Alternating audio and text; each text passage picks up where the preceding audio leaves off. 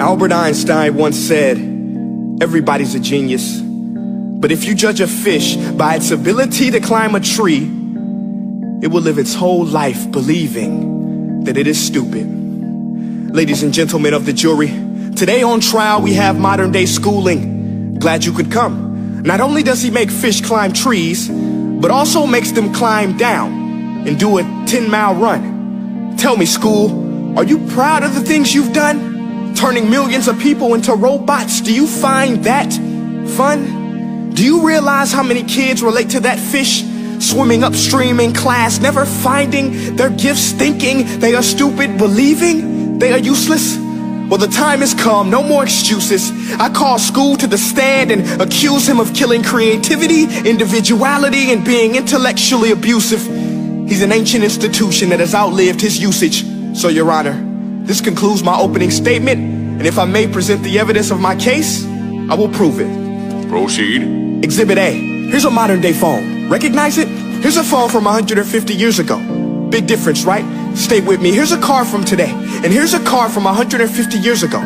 Big difference, right? Well, get this. Here's a classroom of today, and here's a class we used 150 years ago. Now ain't that a shame? In literally more than a century, nothing has changed.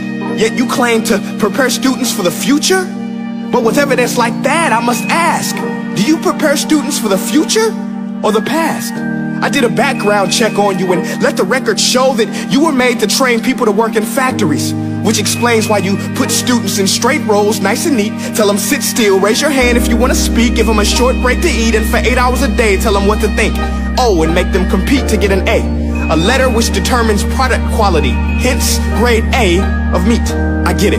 Back then, times were different. We all have a past. I myself am no Gandhi. But today, we don't need to make robot zombies. The world has progressed. And now we need people who think creatively, innovatively, critically, independently, with the ability to connect. See, every scientist will tell you that no two brains are the same. And every parent with 2 or more children will confirm that claim.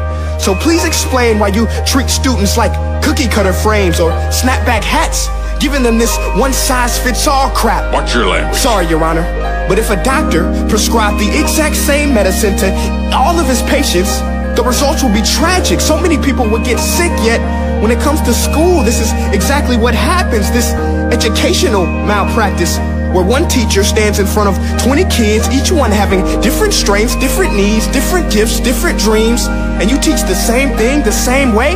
That's horrific. Ladies and gentlemen, the defendant should not be acquitted. This may be one of the worst criminal offenses ever to be committed. And let's mention the way you treat your employees. Objection. Overruled. I want to hear this. It's a shame.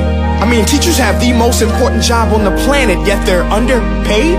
No wonder so many students are short-changed.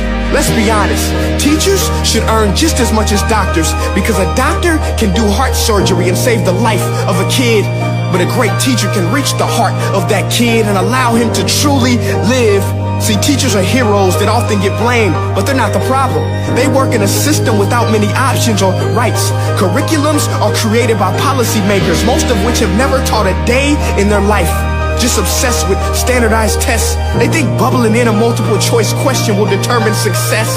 That's outlandish. In fact, these tests are too cruel to be used and should be abandoned, but don't take my word for it. Take Frederick J. Kelly, the man who invented standardized testing, who said, and I quote, "These tests are too cruel to be used and should be abandoned." Ladies and gentlemen of the jury, if we continue down this road, the results will be lethal. I don't have much faith in school, but I do have faith in people.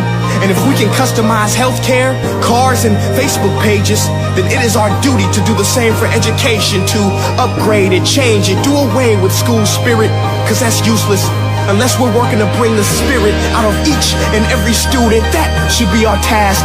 No more Common Core. Instead, let's reach the core of every heart in every class. Sure, math is important, but no more than art or dance. Let's give every gift an equal chance. I know this sounds like a dream, but countries like Finland are doing impressive things. They have shorter school days. Teachers make a decent wage. Homework is non-existent, and they focus on collaboration instead of competition. But here's the kicker, boys and girls. Their educational system outperforms every other country in the world. Other places like Singapore are succeeding rapidly. Schools like Montessori, programs like Khan Academy, there is no single solution. But let's get moving, because while students may be 20% of our population, they are 100% of our future. So let's attend to their dreams, and there's no telling what we can achieve.